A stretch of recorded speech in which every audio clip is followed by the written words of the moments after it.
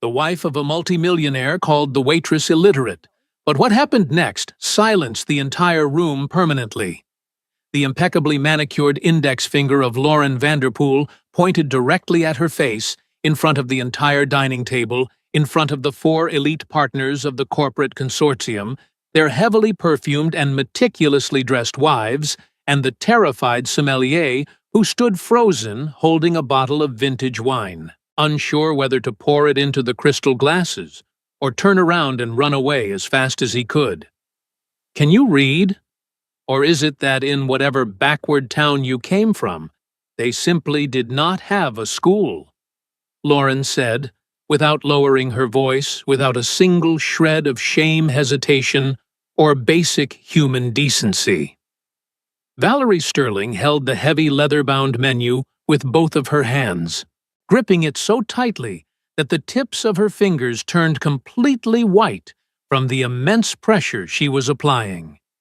She counted to 3 in her head, took a deep, steadying breath, and absolutely said nothing at all to the wealthy woman insulting her. The prestigious restaurant, Celestial 34, occupied the breathtaking top floor of a towering glass skyscraper in the heart of Manhattan, offering sweeping views of the city. It was certainly not the kind of establishment where a person could simply walk in off the street without a reservation made weeks in advance, nor was it the kind of place where a patron would ever expect to pay less than $400 per person for a simple meal. The tables were draped in imported Belgian linen tablecloths. The delicate crystal wine glasses cost $90 apiece, and the exclusive tasting menu, which consisted of 9 distinct courses with wine pairings included, was priced at exactly $680 per head. And on this particular night, the highly coveted table at the back, the one that offered the most unobstructed panoramic view of the glowing metropolis, had been reserved with 3 weeks of strict anticipation by Richard Vanderpool, the distinguished general director of Vanderpool and Associates Wine Importers. This highly successful corporate enterprise was currently valued at roughly $4,200,000 and boasted 31 years of solid presence in the competitive national market. Valerie had been quietly and efficiently working at this high-end restaurant for exactly 18 months, having arrived in October, with nothing but a small worn suitcase and a manila envelope filled with glowing letters of recommendation that no one had bothered to ask for, but which she had proudly brought anyway. Eleanor, the seasoned and perceptive general manager, had hired her that very same afternoon, immediately recognizing her punctual nature, her absolute discretion, and her uncanny photographic memory for complex culinary orders that consistently left all of her fellow co-workers staring with their mouths wide open. Valerie never had to write anything down on a notepad. She never once confused a complicated order. She habitually arrived 10 minutes before her scheduled shift began, and she invariably stayed 10 minutes after her shift ended, without anyone ever having to ask her to do so. That specific evening fate had decided to assign her to the prominent table at the back of the elegant dining room.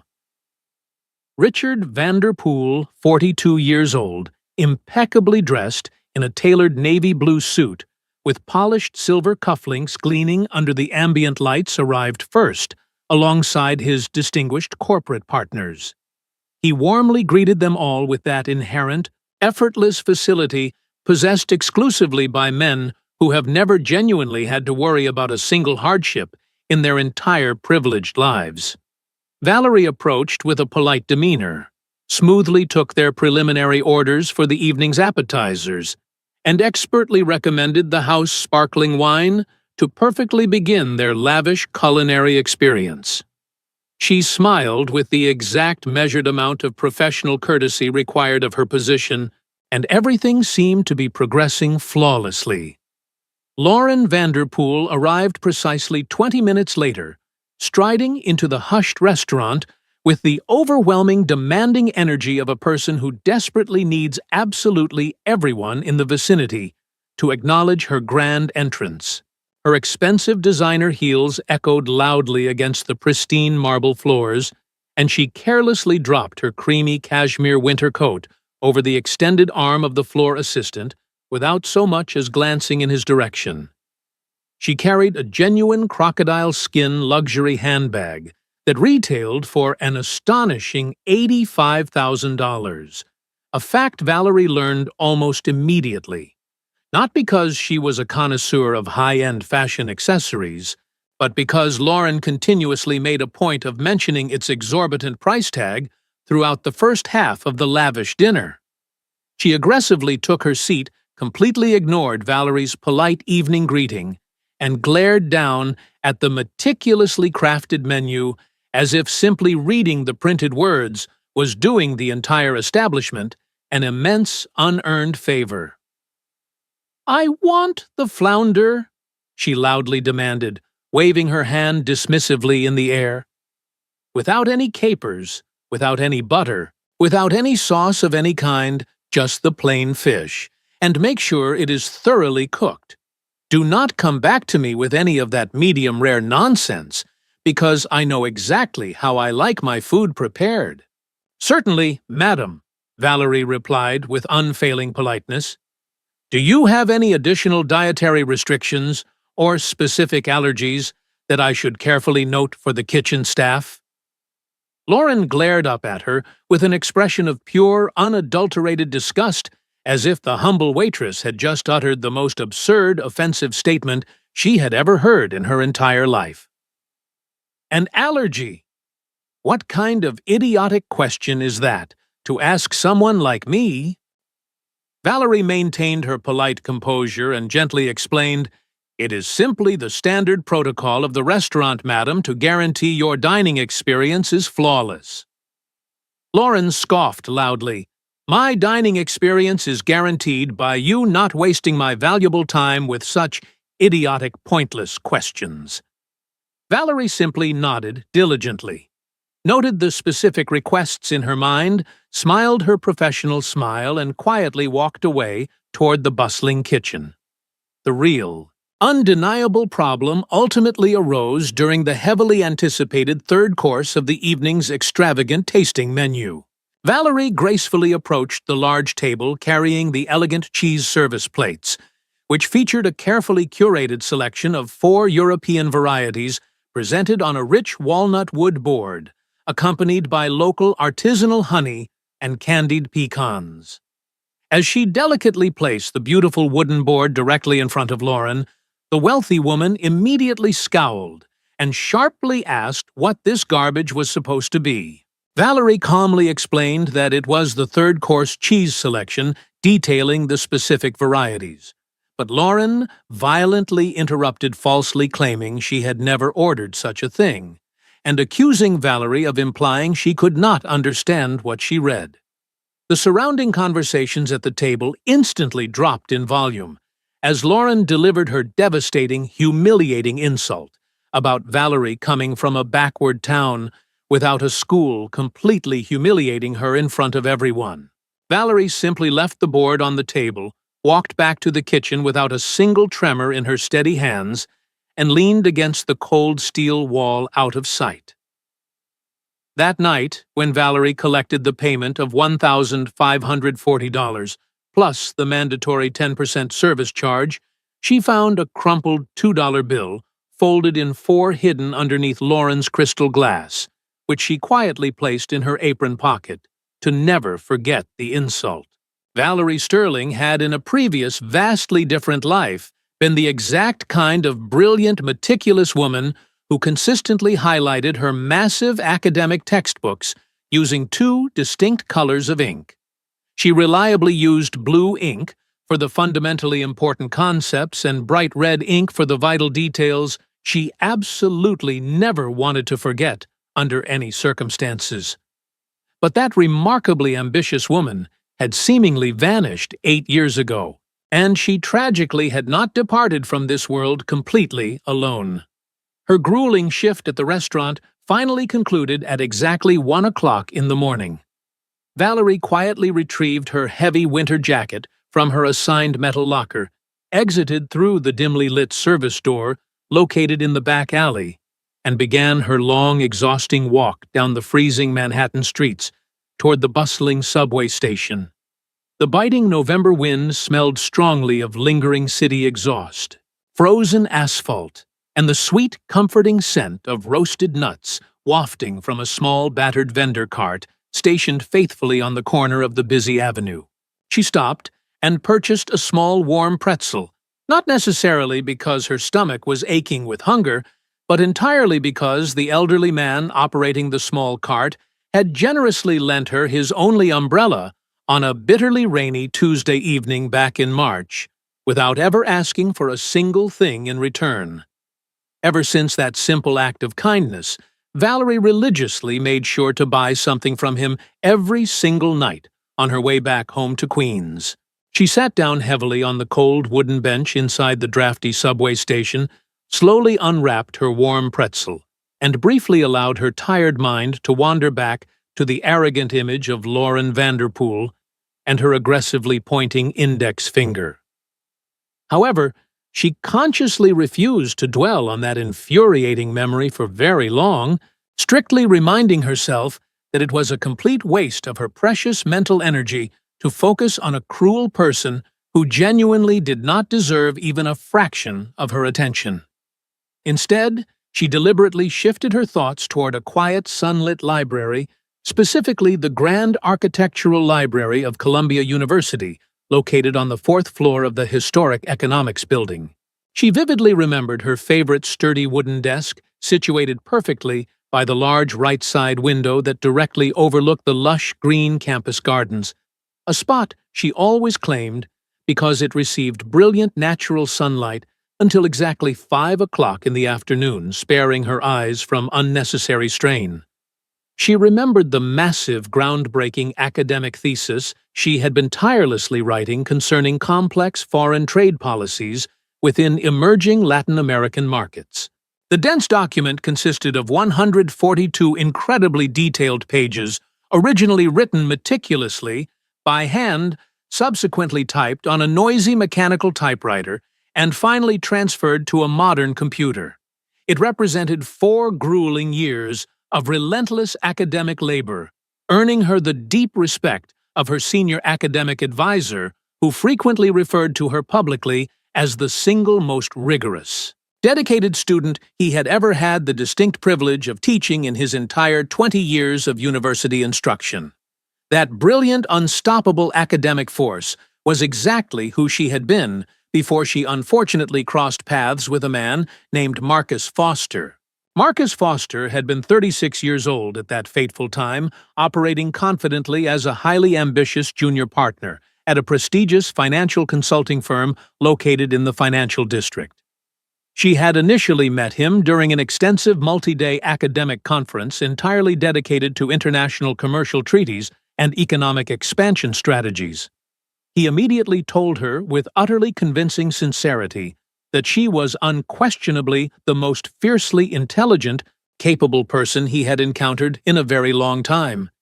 He promised her a brilliant, limitless future, whispering countless beautiful, reassuring things into her ear, until he ultimately convinced her to sign the highly complex partnership agreement for the newly formed corporate entity known as Vanderpool and Associates. Yes, it was the exact same highly profitable importing company owned by Richard Vanderpool, the very same wealthy man wearing the expensive navy blue suit she had served dinner to earlier that evening. The original comprehensive legal contract consisted of 12 dense pages of terminology and 3 highly specific technical annexes. Valerie, being naturally meticulous, read every single word of the massive document twice. It was a completely solid, inherently fair, and legally binding agreement. Her full name clearly appeared in the 4th clause, explicitly designating her as a minority founding partner, with a guaranteed 17% ownership stake, which directly corresponded to her immense contribution of vital intellectual capital. That contribution was the exhaustive, brilliant market analysis she alone had single-handedly developed over the course of an entire agonizing year, serving as the absolute foundational blueprint for the company's aggressive and highly successful national expansion model. At that specific moment in time, her intellectual property was officially and legally valued at exactly $71,400. She signed the heavy, important document with immense pride. However, a mere 6 months later, Marcus casually presented her with a brand new, vastly different legal document, casually dismissing it as a routine amendment to the original contract, simply a minor technical adjustment required by a fussy notary public. She truly intended to read that document carefully as well, but she had been suffering from a devastating severe flu that had relentlessly plagued her for 10 long days, leaving her head feeling completely stuffed with thick, heavy cotton. Perhaps because of that intense, blinding sickness, she tragically failed to see the devastating reality she absolutely should have noticed. Her name was entirely missing from the crucial fourth clause. She did not discover this horrifying, life-altering truth until exactly 2 years later, when she finally attempted to review the official status of her financial shares, only to learn that officially, legally, she had never actually been a partner in anything at all. By that devastating time, Marcus had already completely vanished, running off with another younger woman, stealing the precious analysis, and completely taking the 4 years of her life that she had blindly given him, naively believing they were building a beautiful shared future together. The roaring subway train finally arrived, pulling Valerie forcefully out of her painful, distant memories. She tossed her wrapper into the nearby trash bin, stepped onto the crowded train car, and sat down quietly next to the dark, smudged window.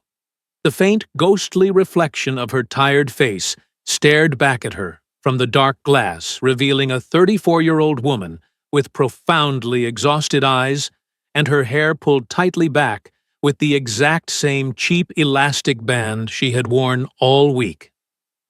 "Yes, Mrs. Vanderpool," she whispered softly to her own reflection, "I can read complex financial balances, intricate commercial contracts, and international trade agreements, but I am not going to tell anyone that absolute truth just yet." The following morning, Valerie arrived at Restaurant Celestial 34, precisely at 11 o'clock, a full hour before her scheduled afternoon shift was meant to begin. Eleanor, the sharp-eyed manager, immediately spotted her walking through the busy service entrance and gave her a subtle but urgent nod, gesturing silently toward the small, cramped administrative office located at the very back of the chaotic kitchen. "Close the heavy wooden door," Eleanor instructed her in a low, serious tone. Valerie quietly shut the door, sealing them off from the clattering noises of the prep cooks. Eleanor was a formidable, unapologetic woman of 61 years of age, possessing wide, sturdy hips and the distinctively raspy, textured voice of someone who had relentlessly smoked heavy cigarettes for 20 consecutive years before abruptly quitting cold turkey one random Tuesday without offering a single word of explanation to anyone. She had proudly worked in the unforgiving, high-stress restaurant industry for exactly 31 years, managing temperamental kitchens. She had successfully collaborated with 4 incredibly demanding Michelin-starred executive chefs and had ruthlessly fired 2 of them without even blinking an eye. She was certainly not the kind of woman who ever beat around the bush or avoided a difficult, uncomfortable conversation. The immensely wealthy Mrs. Vanderpool actually had the absolute audacity to call this morning, Eleanor stated bluntly, leaning back against her cluttered wooden desk. She specifically demanded that you be entirely removed from the dining room floor when they return for their next reservation, which they have officially booked for this coming Friday evening. Valerie did not show a single ounce of surprise on her tired face. "And what exactly did you tell her in response?" she asked calmly. Eleanor crossed her arms tightly over her chest. "I firmly informed her that the highly trained staff of this prestigious restaurant is never assigned or reassigned based purely on the arbitrary, vindictive whims of our entitled clients.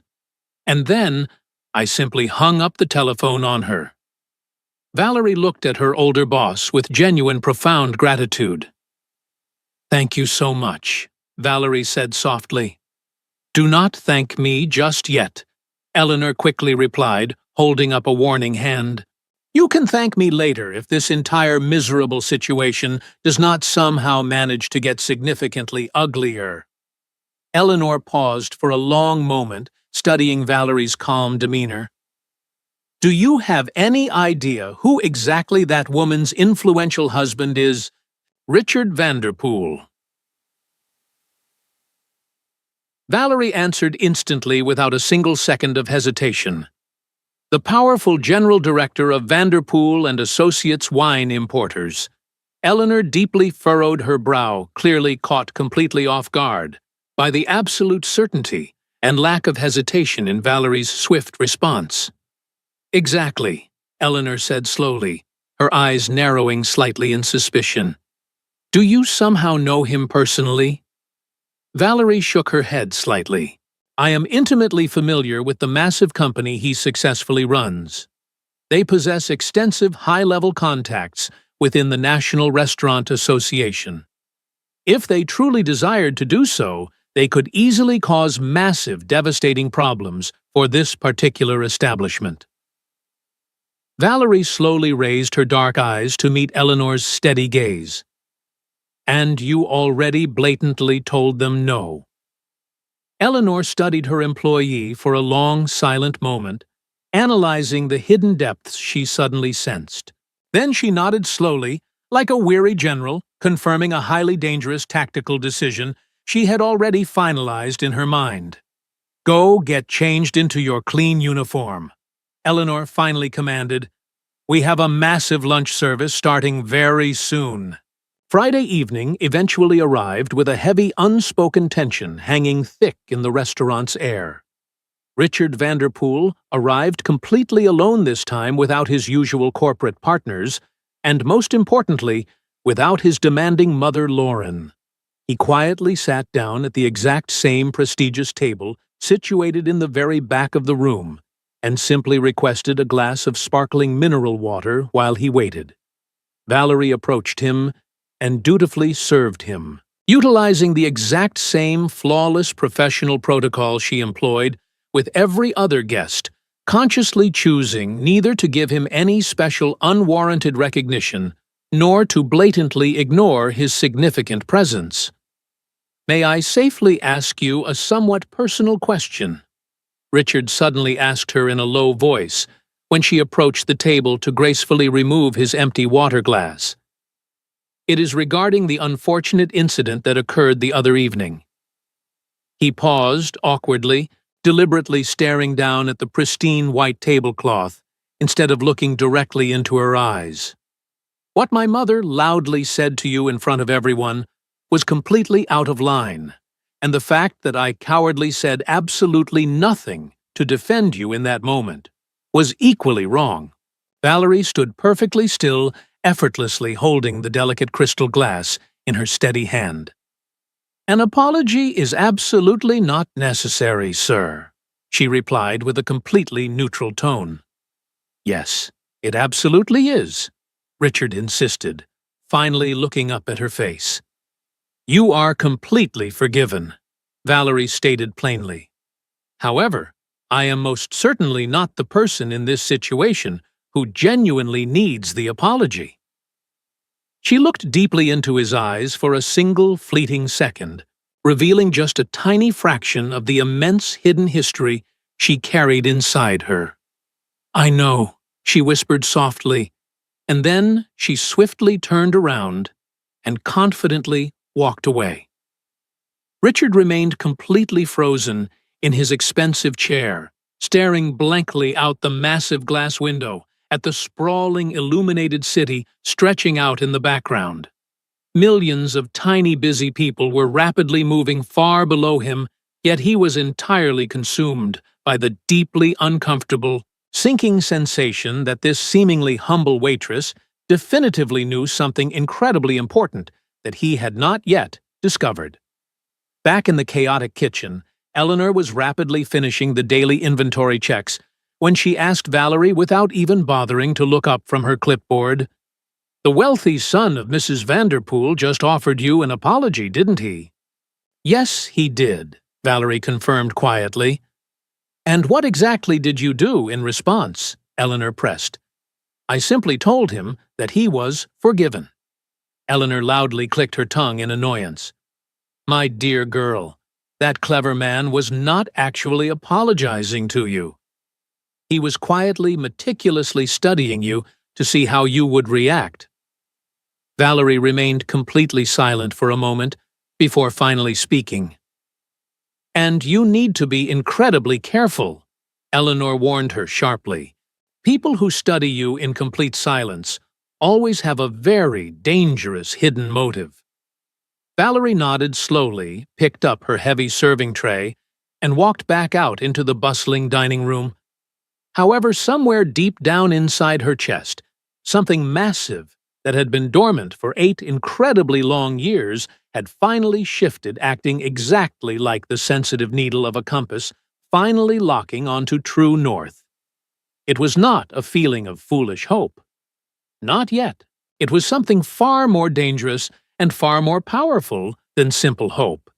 It was absolute, unwavering attention to the unfolding situation. Meanwhile, Lauren had just sent a vicious message to her wealthy friends' group chat, including a sneaky photograph of Valerie's back, asking exactly how she could completely destroy this particular waitress's humble life.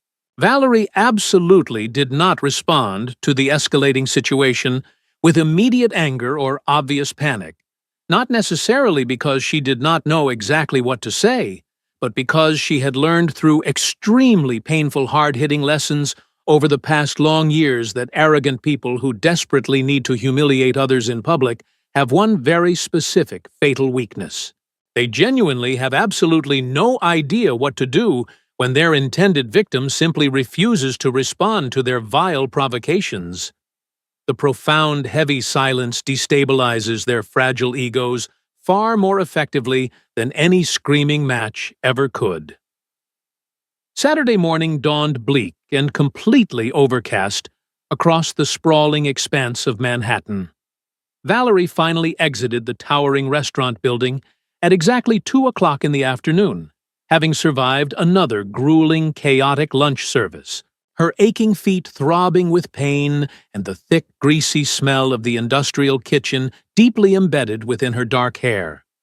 She tightly zipped up her worn winter jacket against the biting cold, crossed the busy avenue, and confidently headed straight toward her regular subway entrance. It was exactly at that moment that she unexpectedly saw him waiting. Richard Vanderpool was casually leaning against the sleek hood of a black Audi, parked exactly half a block away from the restaurant's discreet service doors. He was absolutely not speaking on his expensive mobile phone, nor was he pretending to look in another direction. He was staring directly, intensely, at the exact doorway where she was scheduled to emerge, looking as if he knew the precise minute her long shift officially concluded.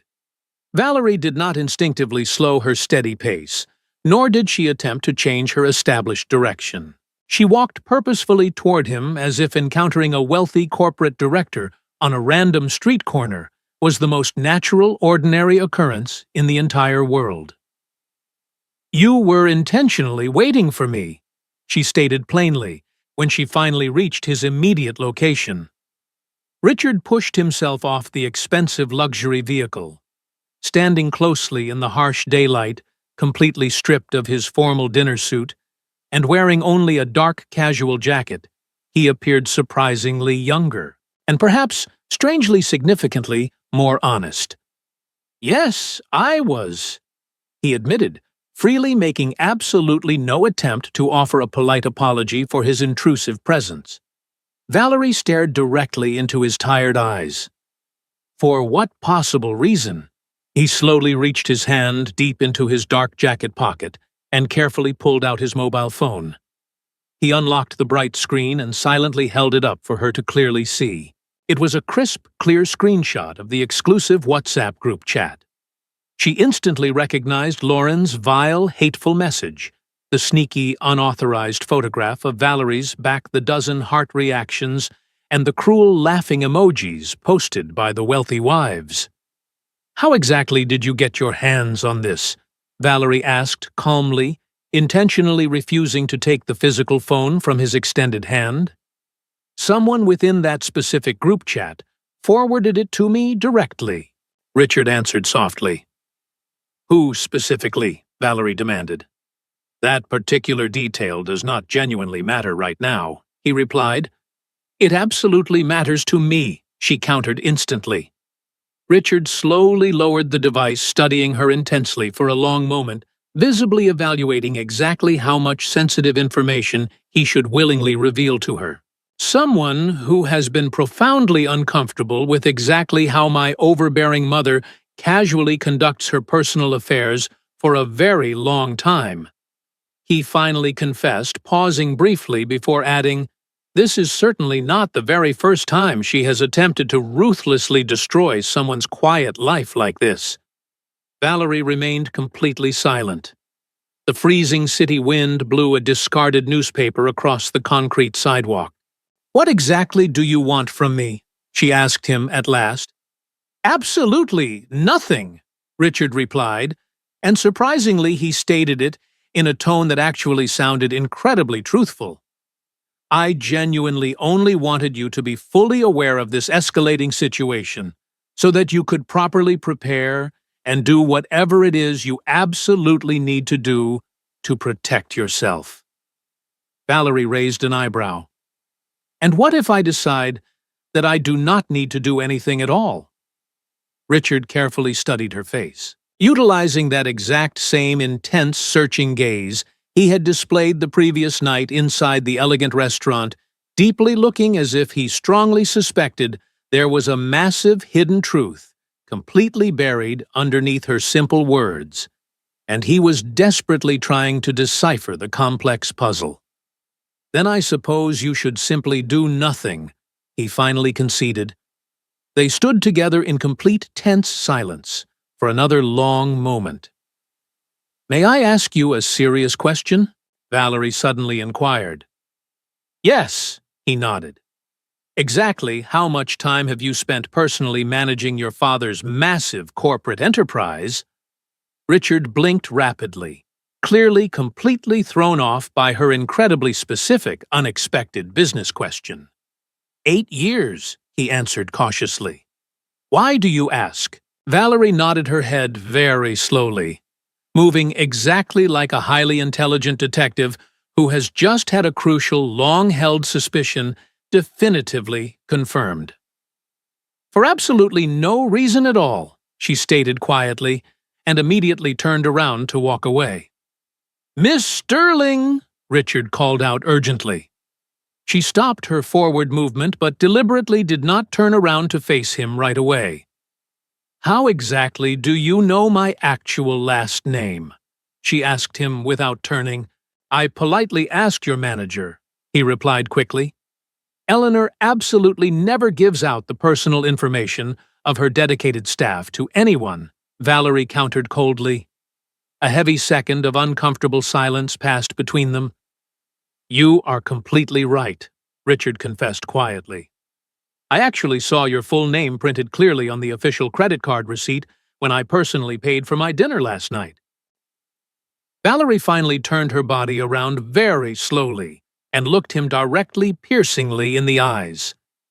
"That statement is also absolutely not true," she told him firmly, and then she quickly walked away, leaving him standing alone on the freezing sidewalk.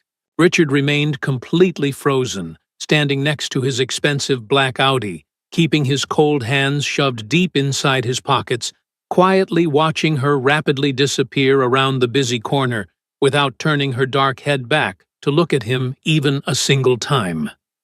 Deep inside his chest, an incredibly uncomfortable, unnamed sensation desperately began to twist and turn.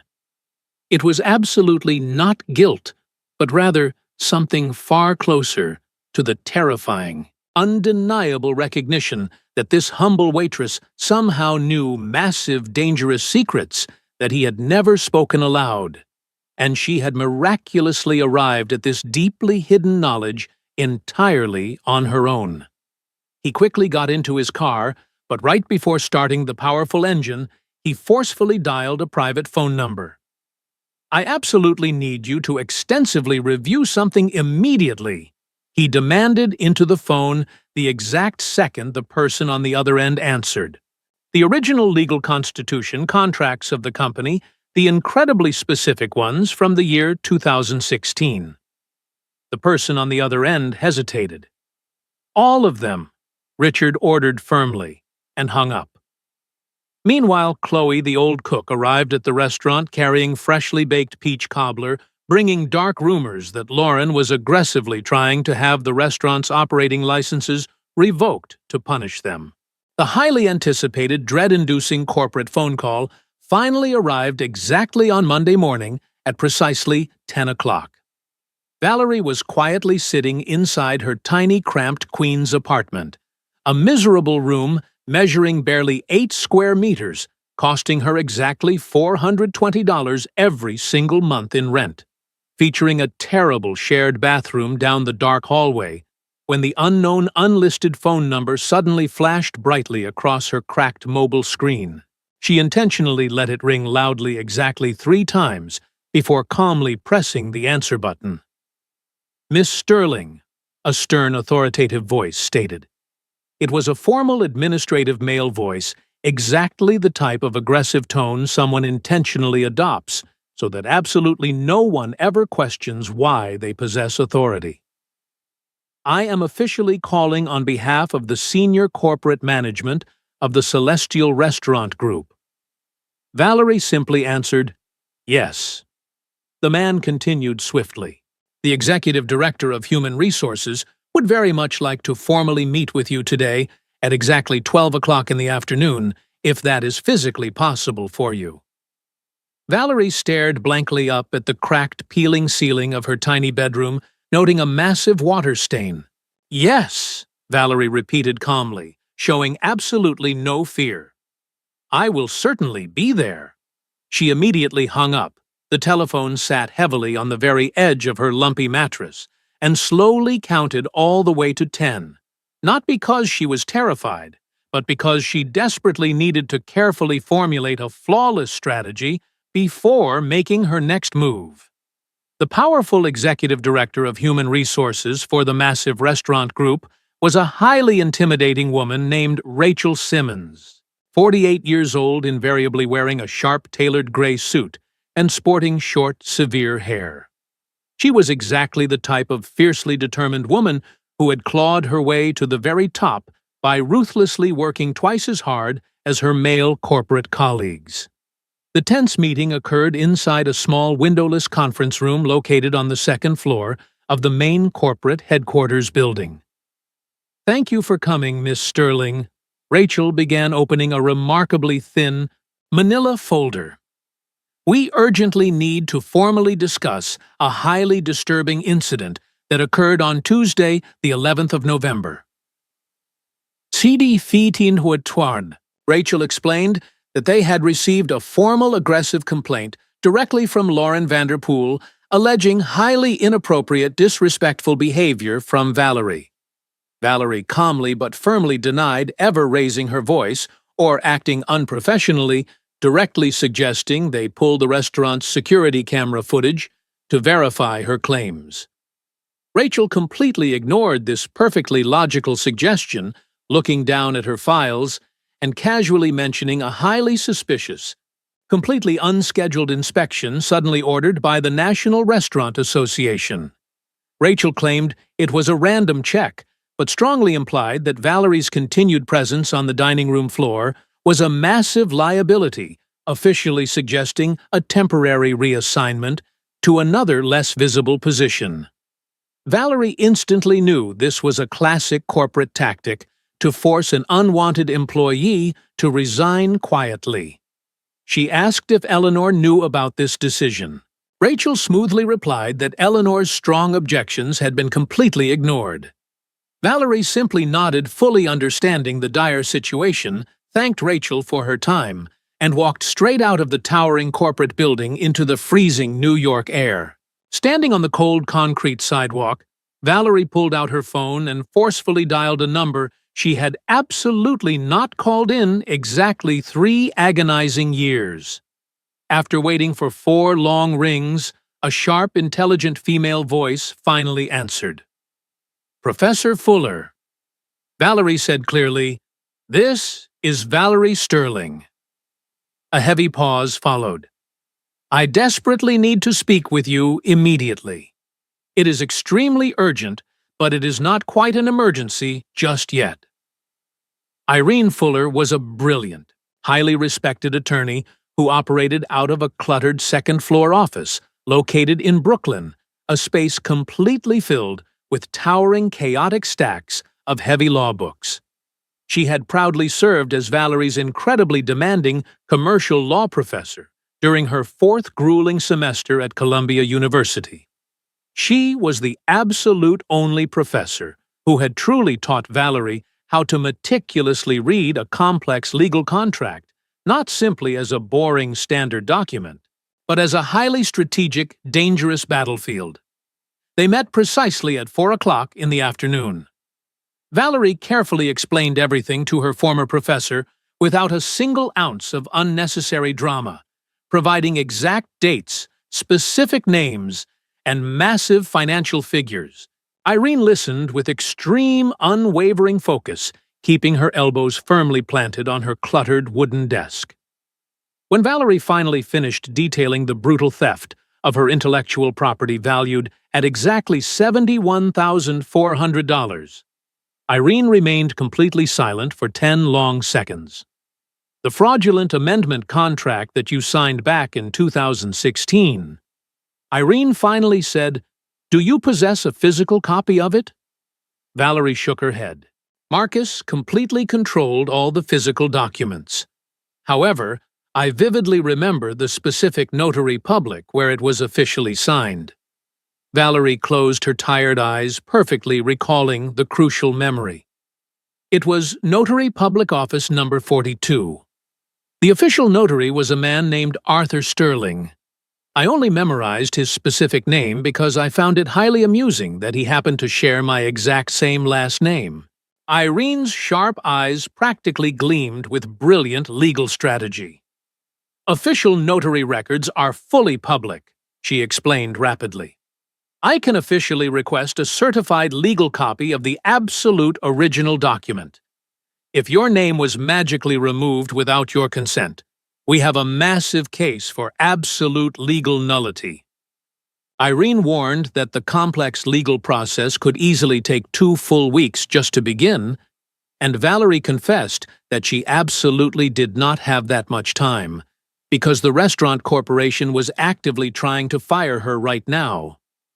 Irene simply told her to hold her ground and survive the work pressure while she furiously handled the complicated legal assault. Later that same night, Valerie visited her elderly grandfather Arthur, who was exactly 84 years old and lived in a tiny, cramped room that constantly smelled of strong herbal liniment and sweet, freshly baked bread. She brought him his favorite warm milk and sweet pastries. They sat quietly together at his small table. Valerie admitted she was deeply tired, not entirely from her physically demanding restaurant job, but from the massive, crushing weight of the profound injustice she had been silently carrying completely alone for 8 long years. Her wise grandfather gently reminded her of the incredibly powerful, resilient women in their humble family line, explicitly telling her that whatever had been brutally stolen from her absolutely never stopped being rightfully hers, giving her the final surge of strength she desperately needed to fight back. Valerie's investigation took a decisive turn when Irene Fuller uncovered evidence that the 2016 amendment removing Valerie's 17% ownership stake had been forged. The original 2014 notarized contract clearly listed Valerie as a shareholder, while the later amendment contained a fake signature and a fraudulent notary stamp from an office whose notary had died the previous year. Irene concluded that the theft was a deliberate criminal conspiracy requiring inside assistance, strongly implicating Lauren Vanderpool alongside Marcus Foster. Soon afterward, Richard Vanderpool privately admitted that he had unknowingly signed documents during the company takeover and had only recently discovered Valerie's rightful ownership. Valerie made it clear that she wanted nothing except the full restoration of what legally belonged to her. Realizing the truth was closing in, Lauren attempted to silence Valerie by offering her a $15,000 bribe during a private meeting at an exclusive cafe. Valerie rejected the offer, confronted Lauren about Marcus Foster's involvement, and secretly recorded the entire conversation as evidence. At the emergency partners meeting, Irene presented the authentic contracts, the handwriting experts' findings, proof that the notarization was impossible, and the recording of Lauren's bribery attempt. Faced with overwhelming evidence, the partners unanimously accepted Valerie's demand for the immediate return of her 17% ownership stake, along with financial compensation reflecting 8 years of corporate growth totaling $983,000, while Lauren fled the meeting in disgrace. 3 weeks later, Valerie resigned from the restaurant after ensuring her replacement was trained and received heartfelt farewells from her co-workers. She shared her victory with her grandfather Arthur, and after several more months, the legal process concluded the compensation was paid. Marcus Foster was prosecuted, and Lauren was forced to testify against him. Richard quietly covered the company's legal expenses, while Valerie opened a new office in Brooklyn, displaying an old $2 bill as a reminder that underestimating a quiet, determined person can be an extraordinarily costly mistake. Arthur moved into their new home, and Valerie finally found peace, embracing the lesson that patience, integrity, and steadfast commitment to truth ultimately overcome arrogance, deception, and humiliation.